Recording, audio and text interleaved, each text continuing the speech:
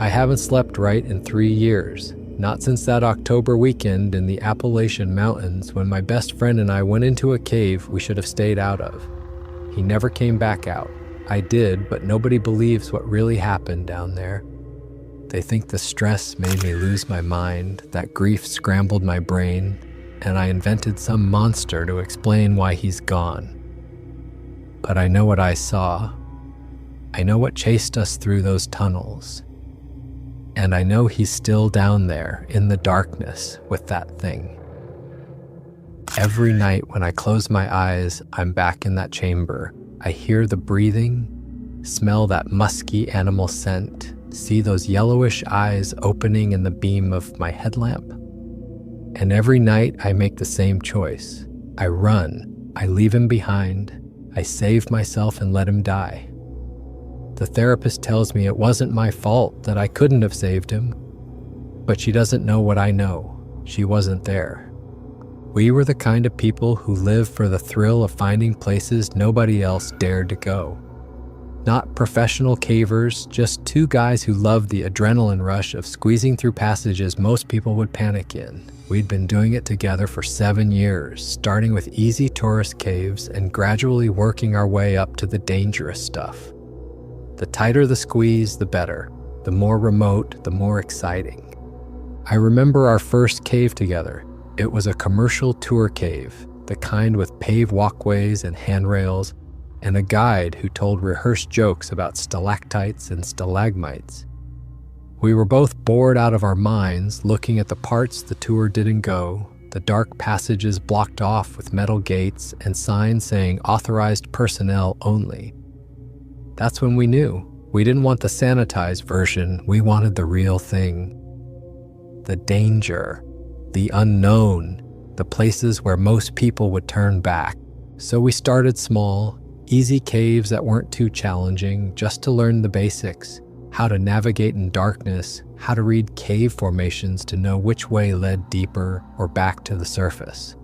We learned about proper gear, about the importance of backup lights, and telling people where we were going. We learned to read the cave, to listen to the sounds, to respect the darkness. Then we started pushing further, tighter passages, longer descents, caves that required rope work or crawling through spaces barely wide enough for a human body. Our families thought we were crazy, and maybe we were.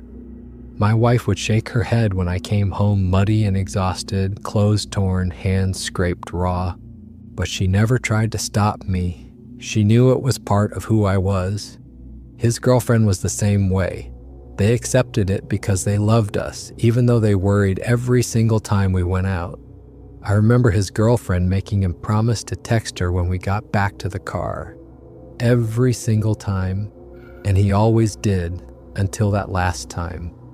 We had a pact from the beginning, always go together, never leave the other behind, no matter what happened. If one of us got stuck, the other would dig them out. If one of us got hurt, the other would carry them back. We shook on it after our third or fourth trip together, sitting outside a cave entrance, sharing a sandwich and laughing about how we'd both almost gotten lost in different directions. That pact was sacred to us. We never broke it, not once in 7 years. Not through close calls or minor injuries or moments of genuine fear. Until that October day, I broke that pact. I'm alive because I broke it, and he's dead because I did. It was late October, the perfect time for caving. Cold enough that you didn't overheat crawling through tight spaces, but not so cold that your fingers went numb and clumsy. The kind of crisp fall weather that makes you want to be outdoors, exploring. We'd heard rumors from another caver we'd met at a gear shop about an entrance most people didn't know existed. Hidden somewhere in a remote section of the Appalachians, requiring a 2-hour hike just to reach the area, then more time searching for the actual opening. The guy who told us about it was cagey with details, said he'd been there once, years ago, and hadn't been back. When we asked why not, he just shook his head and said it didn't feel right down there, that the cave system was bigger than anything he'd ever seen, and he'd gotten spooked and left before exploring more than a fraction of it. He gave us rough coordinates and wished us luck. I remember thinking it was strange, the way he looked at us when he said that, like he was warning us off while simultaneously giving us directions. But we were excited. This was exactly the kind of challenge we live for. An unmapped cave, or at least barely mapped, something most people didn't know about. We spent a week planning the trip, checking our gear, making sure everything was in perfect working order. New batteries for all our lights, fresh rope, extra food and water. We told our families we were going caving for the weekend, nothing unusual. Would be back Sunday evening. We left early Saturday morning, way before sunrise. The drive took 3 hours, winding mountain roads that got progressively narrower and rougher. We parked at a dead-end logging road and started hiking. The trail, if you could call it that, was barely visible, game trail mostly. We followed the GPS coordinates, pushing through underbrush and climbing over fallen trees. The hike was tough, but beautiful. Fall colors everywhere, leaves crunching under our boots, crisp mountain air that smelled like pine and earth, and the first hints of coming winter. We saw deer tracks, heard birds calling to each other in the trees. It felt peaceful, normal, just two friends on a hiking trip. If only we'd turned back then.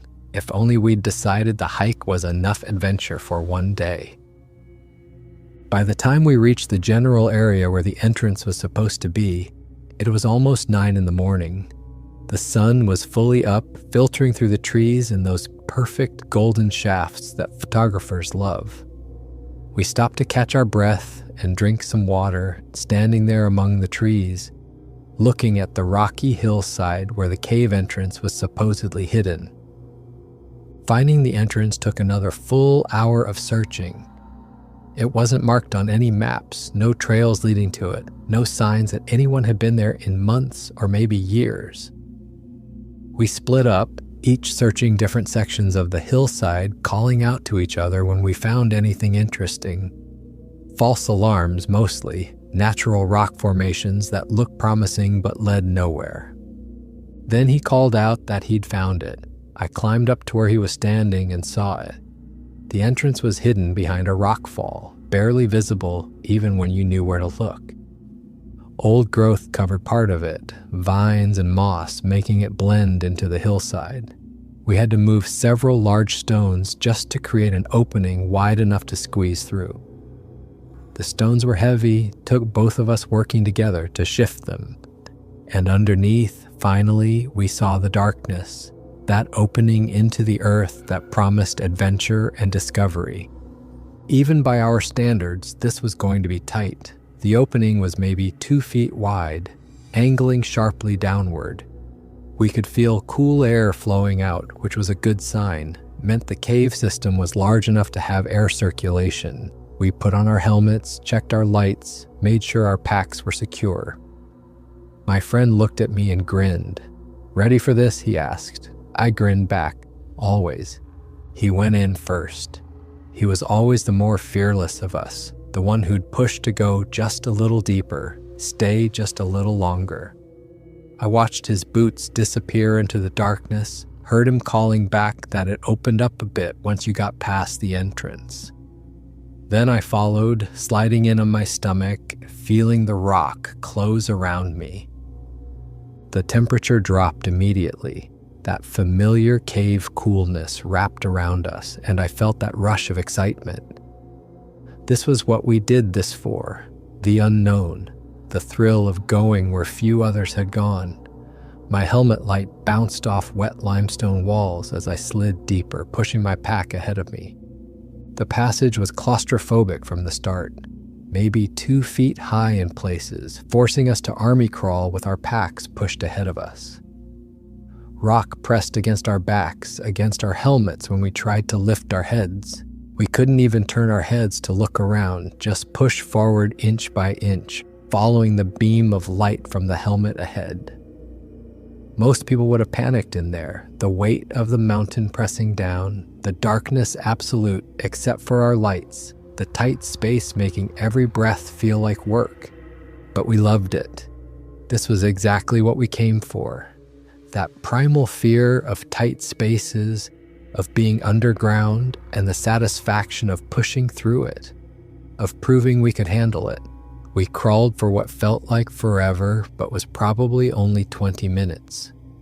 My knees were already sore, my elbows scraped. Ahead of me, my friend kept up a running commentary. "Watch this dip here. Rock overhead gets lower in about 10 feet. Almost there, I think it opens up ahead." And it did. The passage gradually opened up enough that we could first crouch, then eventually stand hunched over. Our helmet lights revealed rough limestone walls dripping with moisture. The sound of water echoed from somewhere deeper in. We straightened up as much as we could and took a breather, drinking water and stretching out the kinks from the crawl. The cave continued downward at a gentle slope. We followed it, our lights revealing beautiful formations. Flowstone cascading down walls like frozen waterfalls. Stalactites hanging from the ceiling, some of them thin as pencils, others thick as tree trunks. Stalagmites growing up from the floor to meet them. We paused to admire them, careful not to touch. Leave only footprints, take only pictures, right?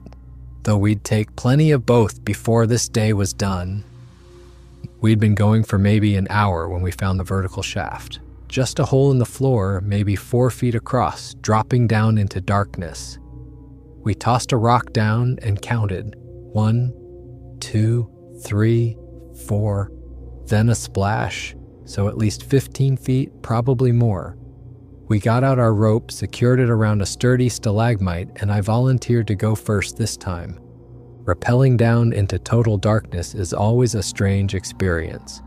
Your light can only reach so far, and below that is just blackness. You descend into nothing, trusting the rope, listening for sounds of the bottom approaching.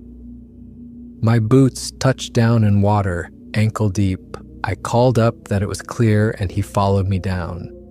We found ourselves in a larger passage, maybe 7 feet high, with a small stream running through it. The water was crystal clear and cold as ice. The cave branched here into 2 passages. We spent a few minutes discussing which way to go. One to the left seemed to follow the stream upward, probably toward another entrance or water source. The one to the right angled further down into the mountain. No question which one we chose. We always wanted to go deeper. That was our thing, push the boundaries, go further than most people would dare. If only we'd chosen the other passage. If only we'd followed the water up instead of down. But we didn't. We went right, going deeper into the mountain, walking away from safety with every step. The air felt different as we went deeper, heavier somehow, with a musty smell we couldn't quite place. Not the usual cave smell of wet rock and minerals, something else, something organic. We commented on it briefly, but didn't think much of it at the time. Probably just an animal had died down here, we figured. Or maybe some kind of fungus or bacterial growth. Caves can smell strange sometimes. Then we started noticing the scratch marks on the walls. At first we assumed they were from water erosion, just natural cave formations where softer rock had been worn away by centuries of water flow. But as we went deeper, the marks became more pronounced, and they didn't follow the water patterns. They were vertical, parallel lines, like something had dragged claws down the limestone. Deep gouges that looked recent, not worn smooth by time. We stopped to examine them more closely. My friend ran his fingers along the grooves. "These are weird," he said. "Too regular to be natural, too deep. Something made these." We looked at each other in the glow of our headlamps. "A bear, maybe," I suggested. "Bears sometimes den in caves." He nodded slowly, but I could see he wasn't convinced. The marks were too high up the wall for a bear, even a big one standing on its hind legs. But we kept going, because that's what we did. Ignore the little warning signs, push through the unease, chase the adrenaline high of going where we probably shouldn't. Looking back now, I realize we were idiots. Reckless idiots who thought we were invincible because we'd been lucky for 7 years. But luck runs out eventually. About an hour deeper, something started to feel really off. The temperature was warmer than expected. Caves usually maintain a constant cool temperature year-round, but this felt almost comfortable, like the cave was heated somehow. My friend joked that we'd found a geothermal hotspot, some kind of volcanic vent warming the rocks. We both laughed, but I remember feeling uneasy. The laugh sounded forced, echoing strangely in the darkness. The passage widened gradually as we went, from having to duck our heads to being able to walk normally to eventually having plenty of headroom. Our voices started echoing differently, the acoustics changing, suggesting larger spaces ahead, bigger chambers. This was exciting. Large chambers often had spectacular formations, and they were easier to explore than narrow passages.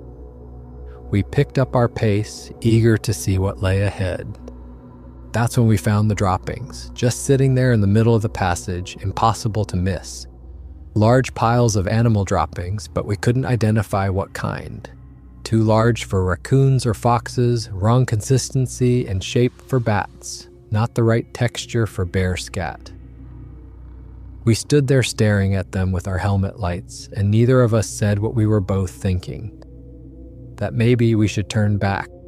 That something was down here, something we couldn't identify, and we were walking right into its oratory. But we didn't turn back. We convinced ourselves it was fine, probably just some animal that had wandered down here and gotten lost, died somewhere in the depths. The droppings were old, we told ourselves, dry and crumbly. Whatever left them was long gone. We stepped carefully around them and kept going, because turning back would mean admitting we were scared. And we prided ourselves on not being scared, on being the kind of people who push through fear. But I was scared. I just didn't want to admit it. My hands were starting to shake slightly, though I told myself it was just from the exertion of the crawl. My heart was beating faster than normal. Some primitive part of my brain was screaming at me to turn around, to get out, to run. But I ignored it, because my friend was still excited, still pushing forward, and I didn't want to be the one who called it quits. That's when we started hearing the sounds, faint at first, echoing from deeper in the cave system. At first we thought it was water dripping somewhere, or maybe wind whistling through cracks in the rock.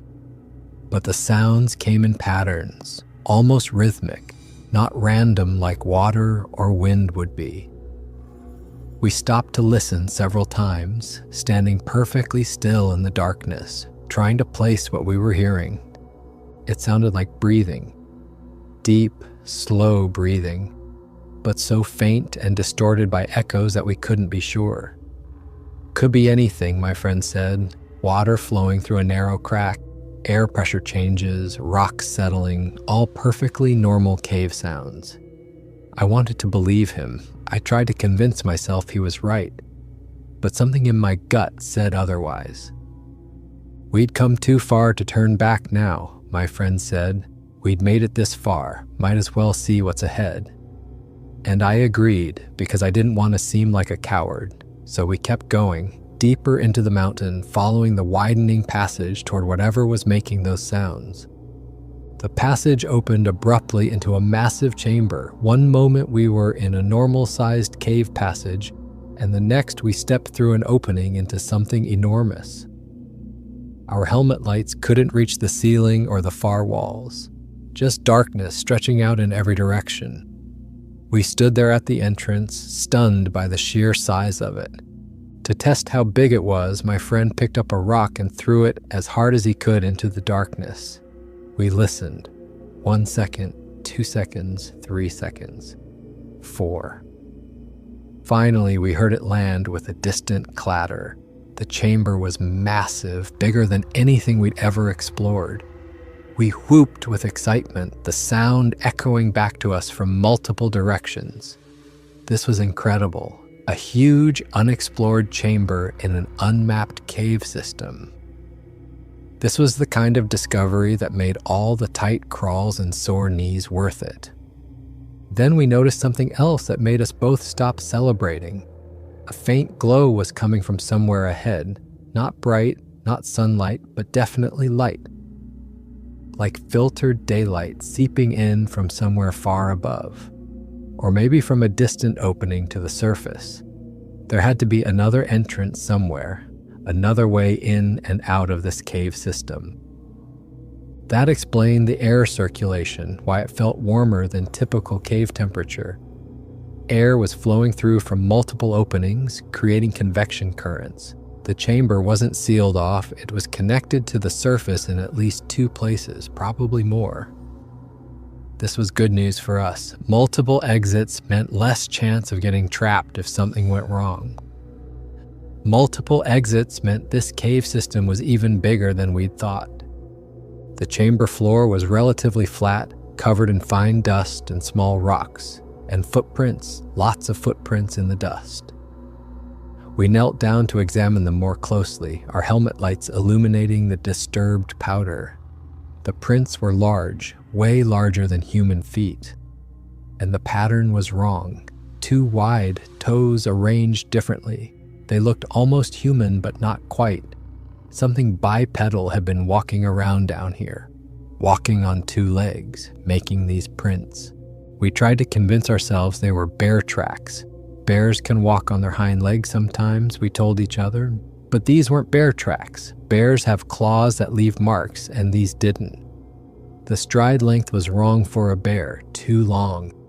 Whatever made these tracks walked upright as its normal method of locomotion. Walked like a human, but with feet much larger than any humans. We should have left then, right then, the moment we saw those tracks. But we didn't, because the explorer in us wanted to know what made them. The curious part that had drawn us to caving in the first place wanted answers. And the foolish part thought we could handle whatever we found. We could walk upright easily in the chamber. Even 2 people standing on each other's shoulders would have fit with room to spare. The ceiling was lost in darkness above us. The chamber stretched on, seeming to go forever beyond the reach of our lights. We started exploring, walking carefully, trying not to disturb the dust too much, trying to be quiet, though we didn't acknowledge to each other why we felt the need for quiet. We found more scratch marks, these ones deeper and more deliberate than the ones in the passage. Long vertical gouges in the chamber walls, some of them 6 feet long or more. Whatever made these marks was tall, very tall, and strong enough to dig deep furrows into solid limestone. My friend pulled out his phone and took some photos of the marks, the flash briefly illuminating huge sections of the chamber wall. Then we discovered what looked like a nest against one of the chamber walls, crude but deliberate, made of leaves and branches that must have been carried down from the surface. Fresh leaves mixed with old ones, grass and moss, and scattered around it animal bones, lots of bones, deer bones from the look of them. Some still had bits of dried flesh and fur attached. These kills were recent. Whatever lived down here was actively hunting. My friend took more photos. His hands were shaking now too. We were both starting to realize we'd found something we shouldn't have. Something that made these impossible footprints, dragged these massive claw marks, built this nest, hunted and killed deer and brought them down here to eat. Something that lived in this chamber. Something that might still be here. The uneasy feeling in my gut grew into genuine fear. I wanted to suggest we leave, that we'd seen enough, that we should mark this location and come back with more people or at least more gear. But I didn't say anything. Because my friend was still taking photos, still exploring, and I didn't want to be the first one to admit I was scared. We decided to rest for a few minutes and eat something. We'd been going for hours and needed to keep our energy up. We sat down with our backs against a large boulder, pulled out energy bars and water bottles. The chamber was eerily quiet now. No dripping water, no wind sounds, just silence and the slight echo of our own breathing. Then we heard it clearly, deep, rhythmic breathing echoing from a side section of the chamber. Not our breathing. This was slow, powerful, resonant. Each exhale sounded like wind rushing through a tunnel. Each inhale was a deep rumble. Something large was breathing in the darkness, something very large and very close. We froze, just sat there with energy bars halfway to our mouths, listening. The breathing continued, steady and regular, the breathing of something deeply asleep. We looked at each other in the glow of our helmet lights. This was what made the footprints, what dragged the scratch marks, what built the nest and hunted the deer. And it was here, right now, in this chamber with us. The smart thing would have been to leave immediately, to back away quietly, retrace our steps, and get out of there as fast as we could. But my friend's eyes lit up with excitement instead of fear.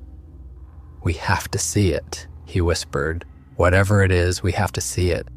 This might be the discovery of a lifetime, an unknown species living in these caves. We have to document it." Every instinct in me was screaming to leave, to run, to get as far away from that breathing sound as possible. But I couldn't let him go alone. Our pact, never leave the other behind.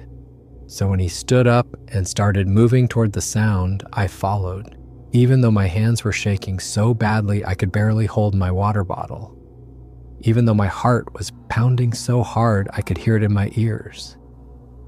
I followed him into the darkness toward whatever was making that terrible breathing sound. We dimmed our helmet lights, trying to be quiet, trying not to wake whatever was sleeping there.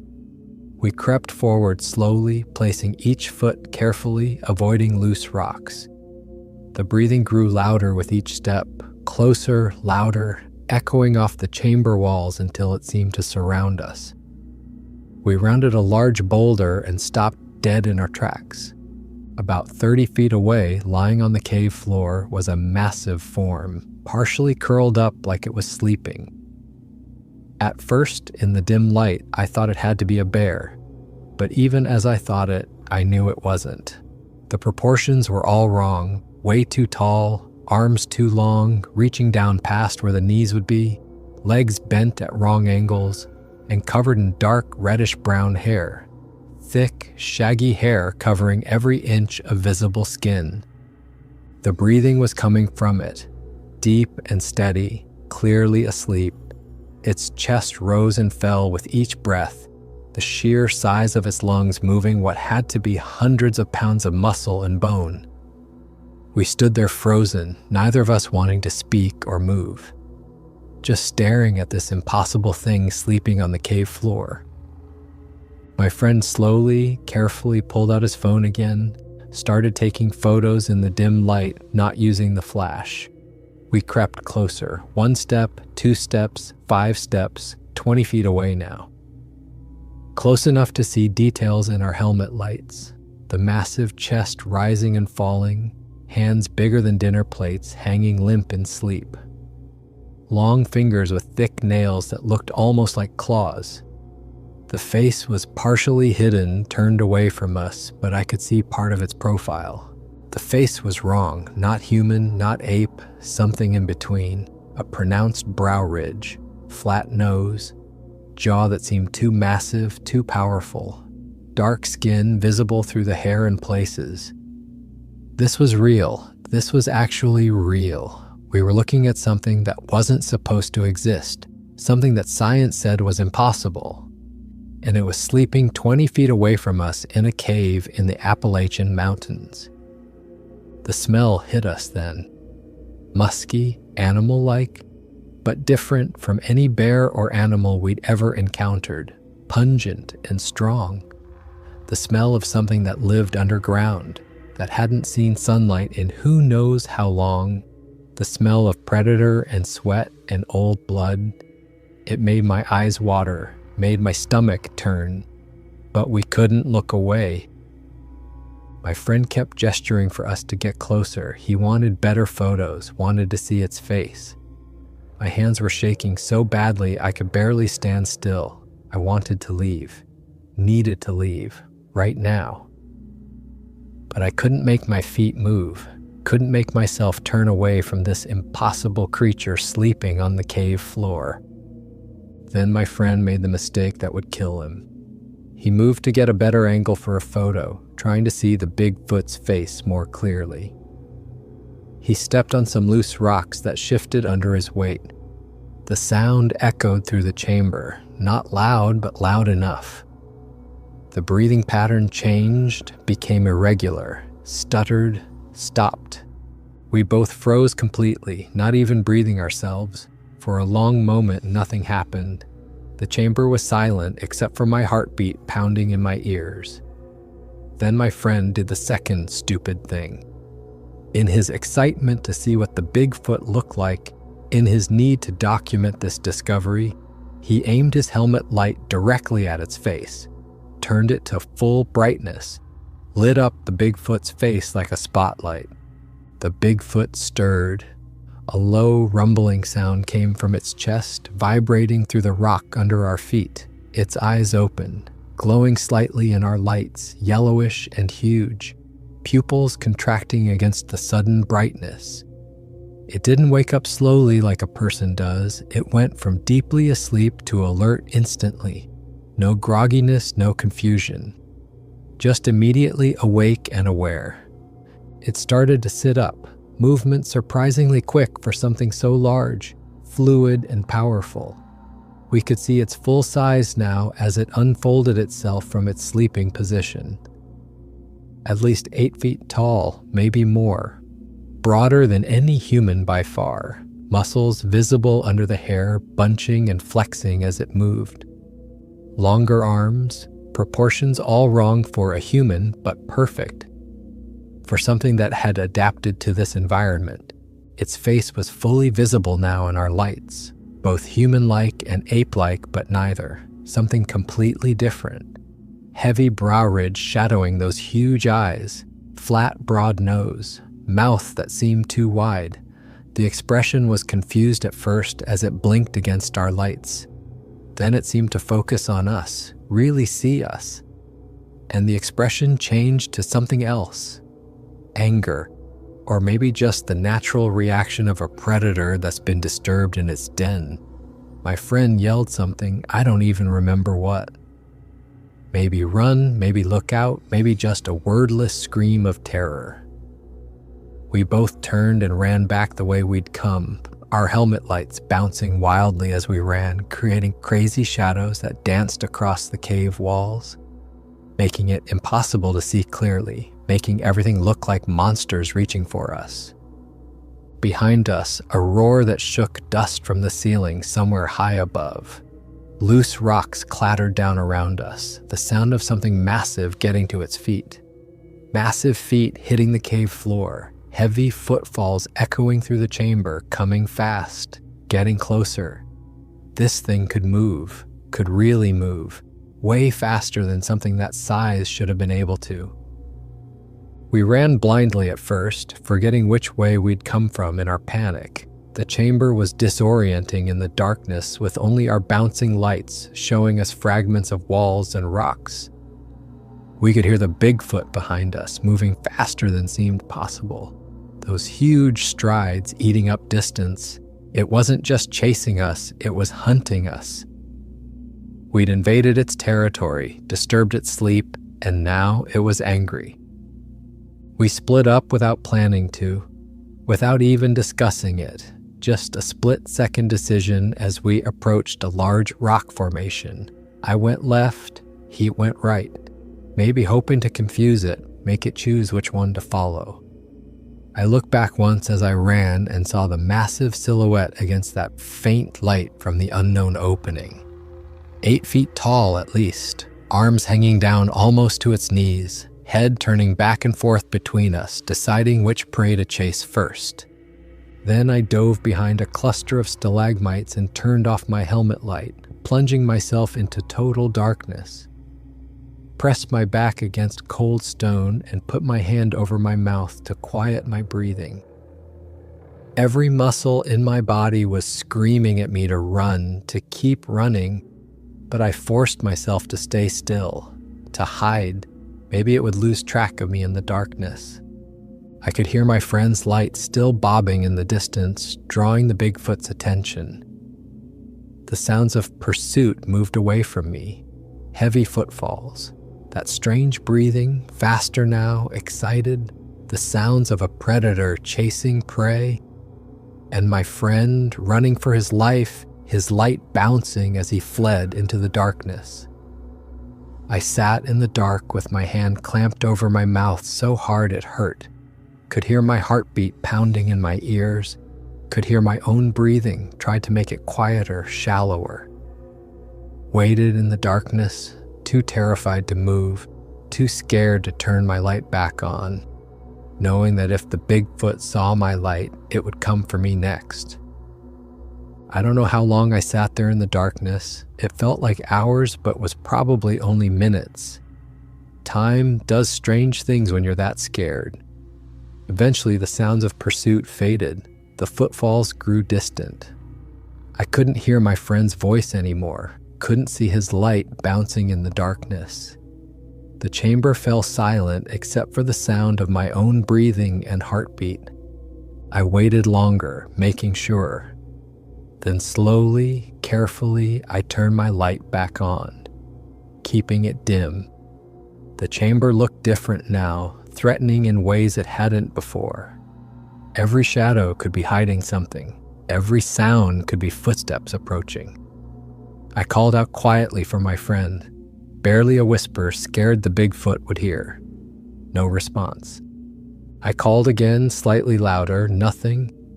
Then a response from across the chamber, a quiet, "Hey, over here." Relief flooded through me. He was alive. We could get out of here together. I crept toward his voice, moving slowly, checking every shadow, found him behind a massive boulder on the far side of the chamber, about 100 yards from where I'd been hiding. He was bleeding from a scrape on his forehead where he'd hit a low-hanging rock while running. Blood was running down into his eyes, making him blink. He wiped it away with his sleeve. "I'm okay," he said, "just hit my head." "Where is it?" "I don't know," I whispered back. "I haven't heard it for a few minutes. Maybe it went back to sleep. Maybe it thinks we left." We tried to figure out which way led back to the entrance passage. The chamber was bigger than we'd realized, with multiple passages leading off in different directions.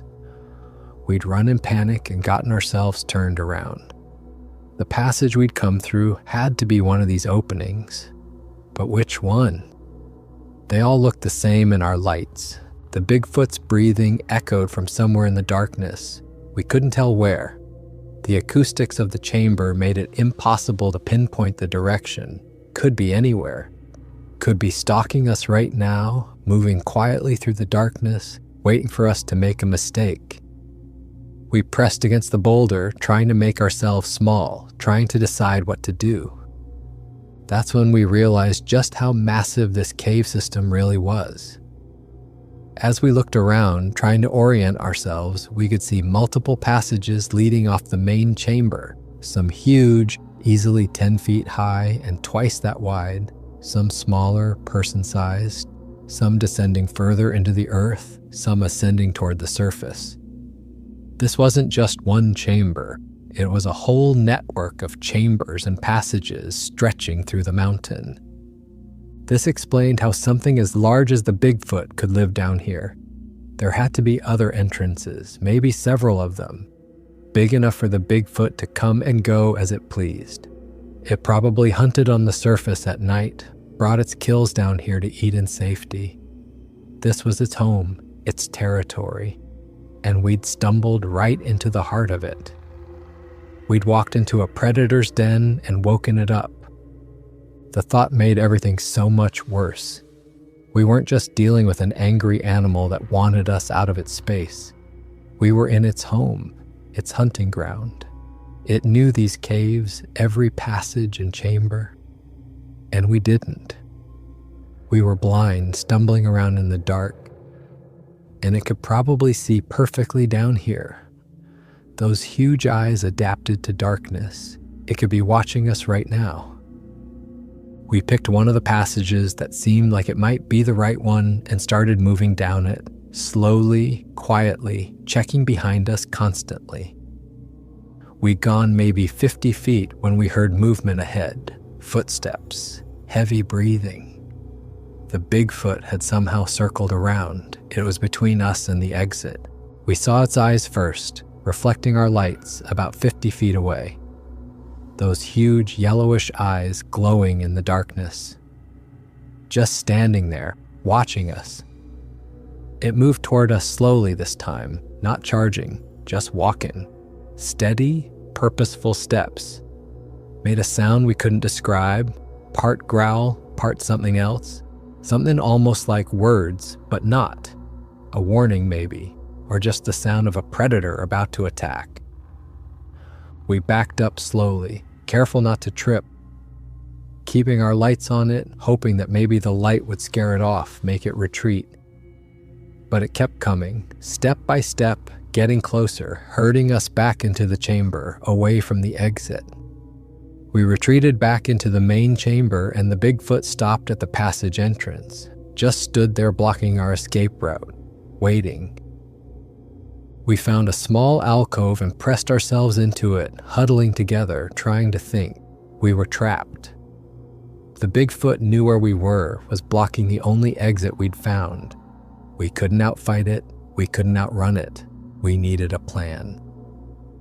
My friend suggested splitting up again, drawing it away. One of us makes a run for it, loud and obvious, drawing the Bigfoot's attention. The other waits, then makes a break for the exit passage when the Bigfoot is distracted. It was risky, more than risky. It was almost certainly going to get one of us killed. But what choice did we have? I refused at first, remembered our pact to never leave each other, told him we'd find another way, but he insisted it was the only way. One of us had to get out, had to tell people what was down here, had to survive to tell the story, and he would be the decoy. He'd draw it to the far side of the chamber. I would make a run for the exit passage. We argued in whispers. I said no, I would be the decoy. He should run. He was faster than me, younger, in better shape. But he refused, said he knew these caves better now, had a better mental map, could lose the Bigfoot in the passages if he was smart about it. We'd meet at the cave entrance. Both of us would make it out. We just had to trust the plan. Time was running out. We could hear the Bigfoot moving around in the darkness, pacing maybe, getting impatient. We had to do something before it decided to come find us in our little alcove. Finally, I agreed, knowing it was probably a terrible idea, knowing one of us might not make it out, but not knowing what else to do. He gave me a quick hug, said, "See you on the surface." Then he took off running toward the far side of the chamber, yelling to get the Bigfoot's attention. "Hey, over here!" Loud as he could, his light bouncing as he ran, drawing the eye in the darkness. I pressed myself against the rock and waited. I heard the pursuing footsteps immediately. The Bigfoot took off after him, heavy footfalls echoing through the chamber, getting fainter as they ran deeper into the cave system. I could hear my friend still yelling, keeping the Bigfoot's attention, leading it away from me, giving me my chance. I waited a few more seconds, making sure. Then I made my break for the exit passage, ran as fast as I'd ever run in my life, my light bouncing wildly, legs pumping, heart pounding. Behind me in the distance, I could hear my friend still yelling, the Bigfoot roaring, the sounds echoing through the cave system in confusing ways, making it impossible to tell how far away they were. Then I heard a scream, a terrible scream that cut off abruptly. ended in a sickening sound I won't describe, won't let myself remember. And then silence, just silence and the sound of my own footsteps and breathing as I ran. I kept running, couldn't help him now, couldn't go back, had to survive, had to get out and tell people what happened. Found the passage that led up and out, started climbing, scrambling up the rope we had left behind, hands slipping on the wet rope, muscles burning, could hear something moving in the chamber below.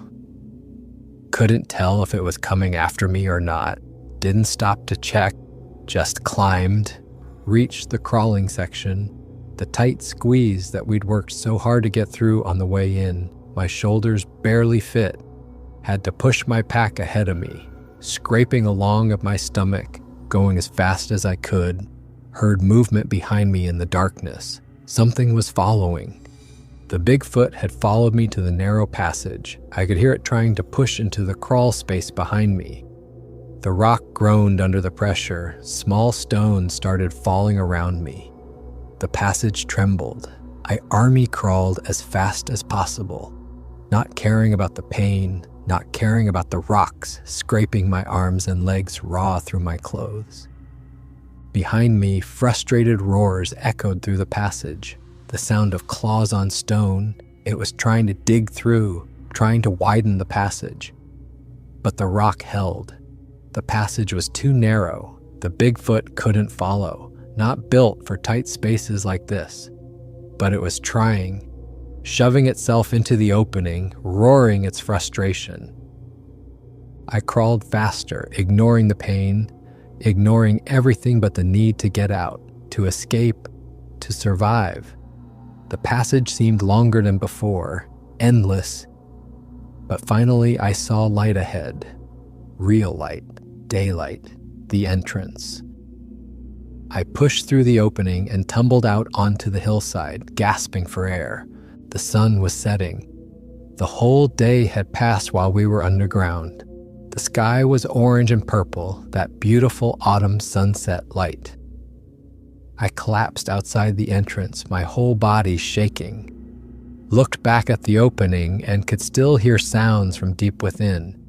Those frustrated roars, the sound of something trying desperately to follow me, but couldn't fit through the passage.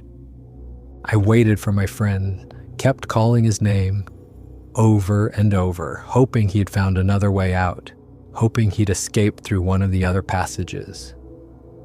An hour passed, then 2. The sun set completely, stars came out, the temperature dropped, night fell over the mountains. He never came out. I finally had to accept that he wasn't coming, that he was gone. That thing had killed him down there in the darkness. I was alone on the mountain. It was full dark now. I had to get help, had to tell someone what happened. I started hiking down using my phone's remaining battery for light. The hike back was a nightmare. 2 hours in darkness, stumbling over roots and rocks, branches whipping my face. Every sound made me jump. Every shadow looked like something coming for me. But I made it. Reached my truck just before midnight. Sat in the driver's seat, shaking for a few minutes before I could even put the key in the ignition. I drove to the nearest ranger station, pounded on the door until someone answered, tried to explain what happened, that my friend was trapped in a cave, that something had attacked us.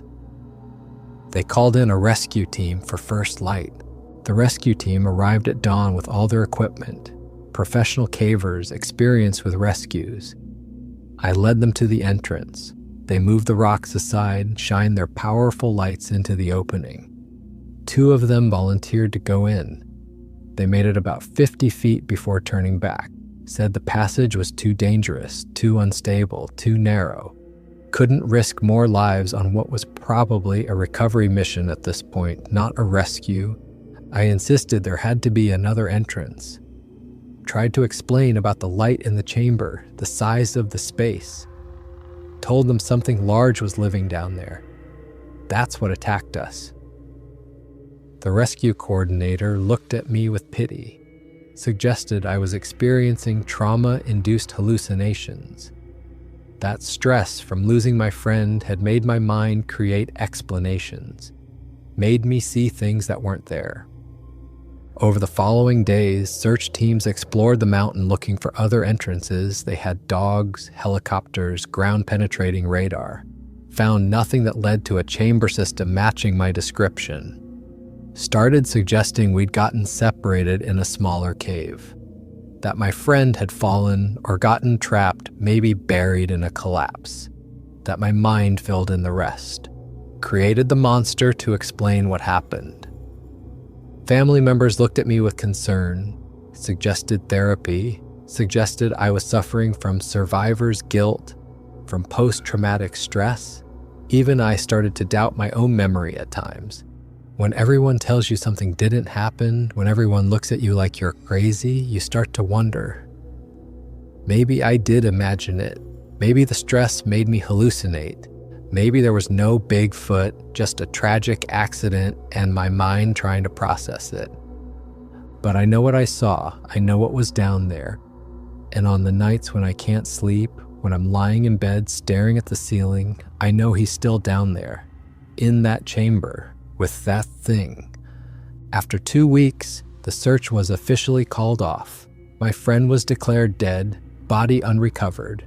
Official report said we entered an unstable cave system, that he was likely buried in a collapse, body lost forever in the mountain.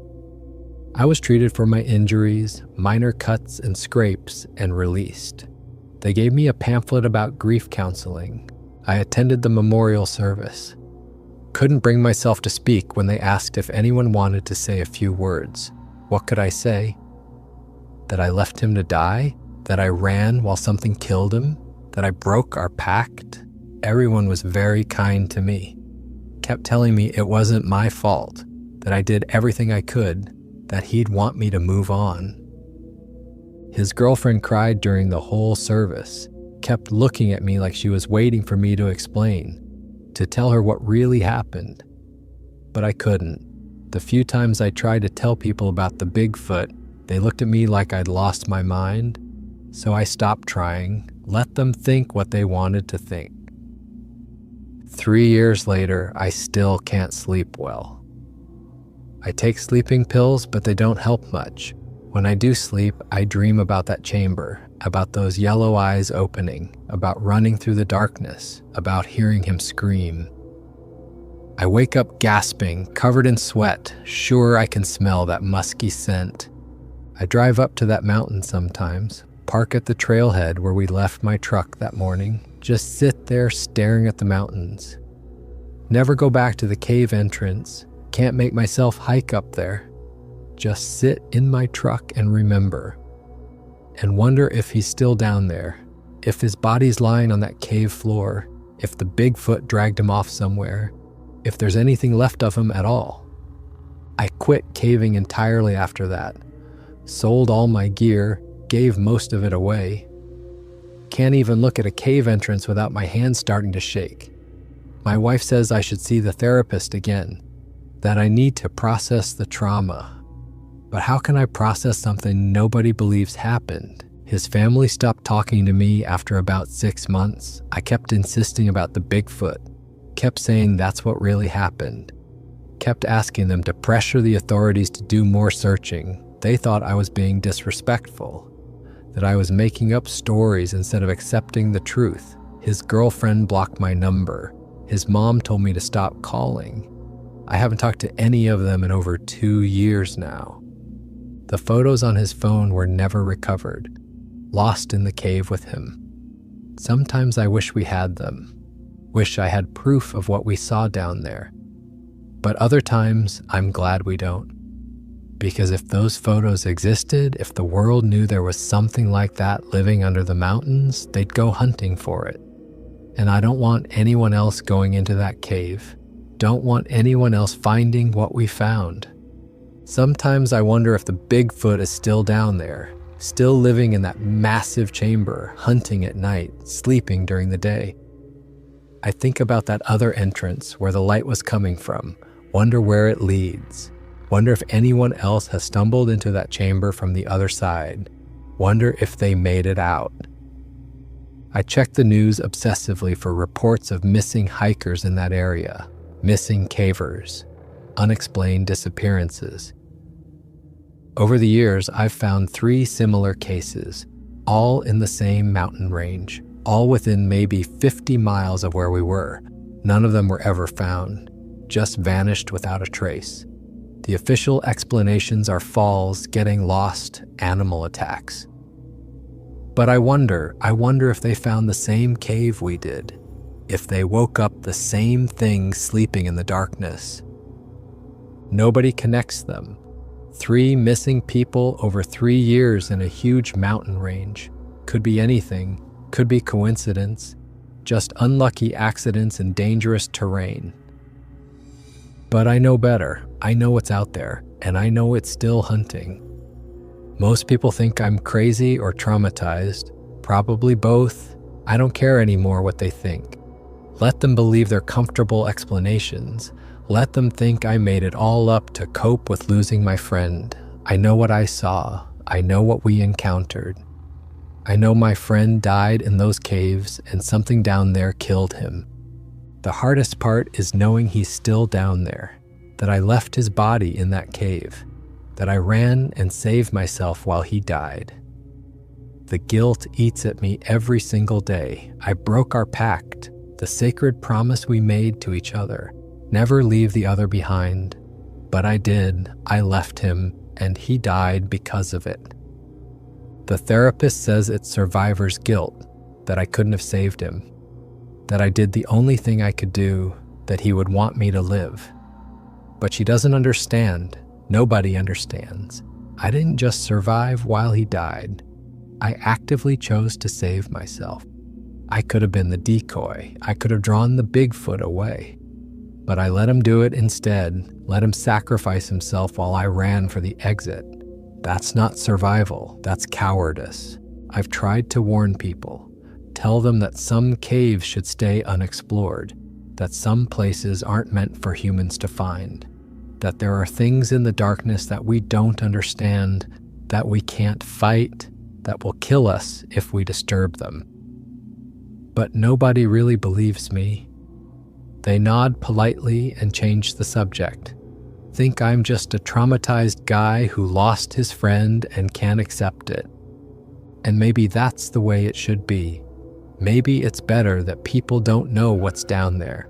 Better that they don't go looking for it, because I know what will happen if they find it. The same thing that happened to us. They'll wake it up, and it will kill them. Just like it killed my friend. So I keep quiet now, don't talk about it anymore. Let people think what they want, but every night when I close my eyes, I'm back in that chamber. Every night I hear that breathing. Every night I see those yellow eyes opening, and every night I run, leave him behind, save myself. I look at the last text message he sent me sometimes. It's still on my phone. I've never deleted it, never will. It's from inside the cave, just before we found the chamber, just before everything went wrong. It says, "This is going to be epic."